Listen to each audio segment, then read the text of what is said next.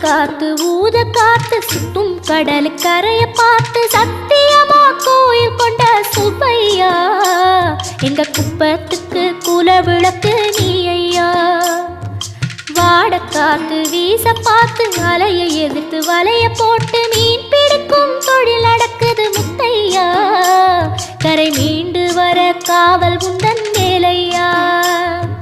திருச்செந்தூர் ஆண்டவனே வேல் முருகா தினம் உனக்கு நன்றி சொல்வோம் மால் மருகா.